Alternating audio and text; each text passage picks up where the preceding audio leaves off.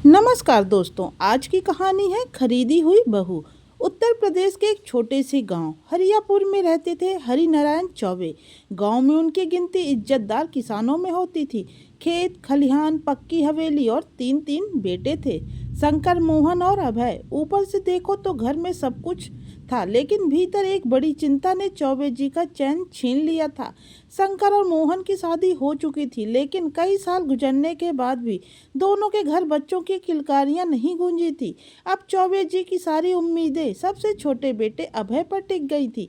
अभय स्वभाव से नेक दिल था, पढ़ाई में ठीक ठाक था, पर बचपन से ही उसके पाँव में हल्की लंगड़ाहट थी। यही उसकी सबसे बड़ी कमी मानी जाती थी। गांव में रिश्ते आते तो मना हो जाते। लोग कहते, लंगड़े लड़के से कौन अपनी बेटी ब्याहेगा। माँ बाप की चिंता रोज बढ़ रही थी। इसी बीच गांव का एक लालची बिचौलिया रामबली चौबे जी के पास आया। उसने कहा, चौबे जी चिंता छोड़िए, एक गरीब घर की लड़की है, उसके बाप पर कर्ज है। अगर आप उसका कर्ज चुका दें तो वह आपकी बहू बनकर आ जाएगी, इज्जत भी बच जाएगी और वंश भी शायद चल जाएगा। चौबे जी का दिल दुविधा में था, लेकिन वंश की चिंता ने उन्हें विवेक से अंधा कर दिया। उन्होंने हामी भर दी। कुछ हफ्तों बाद अभय की शादी हो गई। दुल्हन बनकर आई सवित्री, गोरी भोली भाली और बेहद मासूम, पर उसके चेहरे पर अजीब सी खामोशी थी।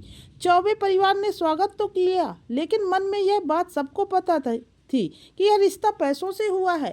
पहली रात ही अभय ने देखा कि उसकी पत्नी आंखों में आंसू लिए बैठी है। उसने धीरे से पूछा, सवित्री तुम खुश नहीं हो? सवित्री ने टूटे दिल से जवाब दिया, खुश? मुझे मेरे माँ बाप ने कर्ज उतारने के लिए बेच दिया। आप बताइए, मैं खुद को बहू कहूँ या खरीदा हुआ सामान? अभय सन्न रह गया। उस रात उसकी आंखों में नींद उड़ गई। उसने पहली बार महसूस किया कि उसकी पत्नी किस दर्द के साथ उसके जीवन में आई है। घर की जेठानियां सवित्री को ताने देती, ये तो गरीब घर की है, इसे क्या मालूम हमारे घर के तौर तरीके। दहेज कुछ लाई नहीं, ऊपर से काम सिखाना पड़ रहा है। चौबे जी भी कभी कहते, हमने इसे इसलिए लाया ताकि वंश चले, वरना जात घराने की परवाह किसे थी। ये शब्द सवित्री के दिल को चीर डालते, लेकिन उसने ठान लिया, अगर भगवान ने मुझे यहाँ भेजा है तो कोई मकसद जरूर होगा। मैं हार नहीं मानूंगी। वह चुपचाप सब कुछ सीखने लगी, रसोई से खेत तक, बच्चों को पढ़ाने से लेकर बुजुर्गों की सेवा तक। धीरे धीरे उसने घर की जिम्मेदारियां अपने कंधों पर ले ली। एक दिन गांव में चौबे जी की जमीन पर दबंग कब्जा करने आ गए। शंकर और मोहन घबराकर पीछे हट गए। तभी सवित्री आगे आई। उसने पंचायत और गांव के बुजुर्गों को इकट्ठा किया, कानून और हक की बात रखी। उसकी समझदारी और हिम्मत देखकर गांव वाले दबंगों के खिलाफ खड़े हो गए और खेत बच गया। चौबे जी हैरान रह गए। पहली बार उन्होंने कहा, ये लड़की भले खरीदी हुई आई हो, लेकिन इसके हौसले ने हमारी इज्जत बचा ली। सवित्री की आंखों में चमक आ गई। कुछ ही महीनों बाद चौबे जी गंभीर रूप से बीमार पड़ गए। डॉक्टर ने कहा कि इलाज शहर में ही होगा और खर्चा बहुत आएगा। शंकर और मोहन खर्च उठाने से पीछे हट गए। अभय परेशान होकर रोने लगा। सवित्री ने अपने मायके से लाए गहने, जो उसकी एकमात्र धरोहर थे, बेच दिया। उस पैसे से चौबे जी का इलाज हुआ और वे स्वस्थ हो गए।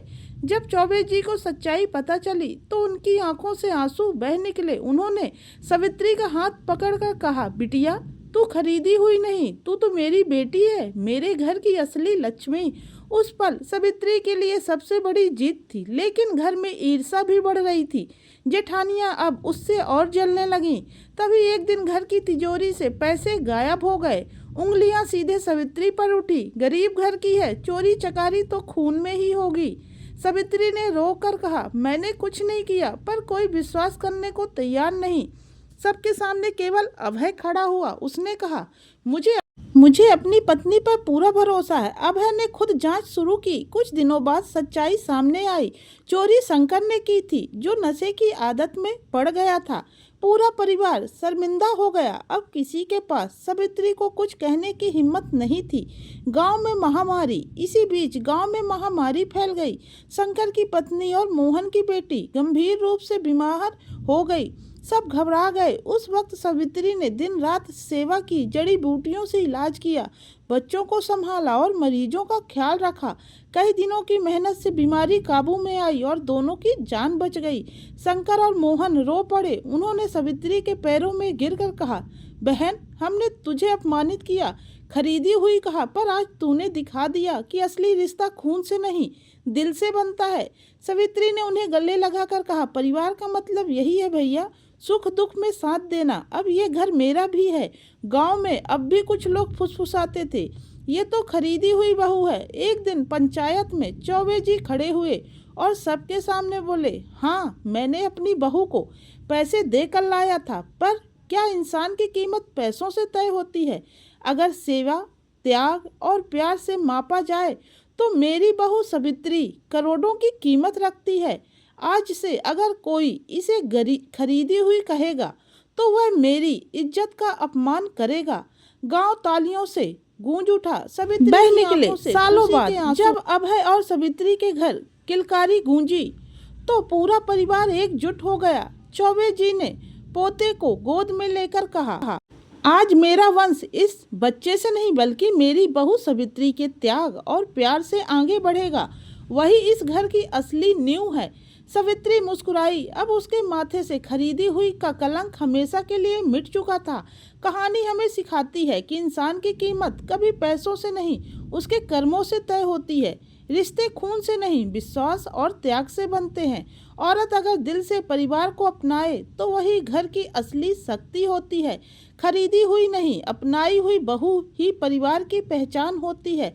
इस तरह खरीदी हुई बहू की कहानी इज्जत, त्याग, संघर्ष और प्यार के साथ एक शिक्षाप्रद, हार्ट टचिंग अंत तक पहुंचती है। तो यह कहानी आपको कैसी लगी कमेंट्स करके ज़रूर बताइएगा।